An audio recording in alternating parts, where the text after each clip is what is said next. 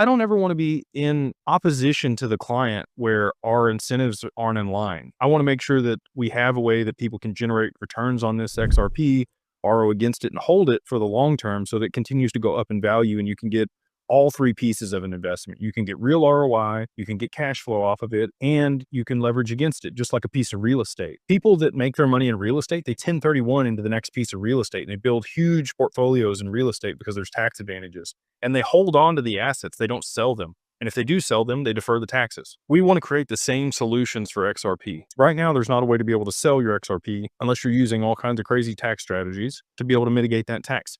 I am hopeful, just like everybody else, that we get zero capital gains here in the US on XRP and these other digital assets, which I think is probably likely. I mean, how else are they going to be able to settle all these transactions with micro movements in the price and not have to rack up and keep track of all those changes and what the basis was and like all these things? The banks wouldn't do it. So I am highly confident that we do see a situation in the US where there are no taxes on certain cryptos that are infrastructure like XRP and XLM, HBAR, maybe XDC now that they're here domestically. But that will incentivize people to sell and they're going to miss the upside. So what's the cost to benefit on that? Yeah, you don't pay any taxes, but now you missed out on another 10x or another 100x or another 1000x on the investment. Like imagine selling Bitcoin at $100 and not paying any tax. Awesome. But then you missed out on it going another 1000x to $100,000. We want to be working with people that want to hold over the long term. That is our client base at Digital Wealth Partners and Digital Ascension Group. We want to help people create legacies for their family that are multi-generational, where they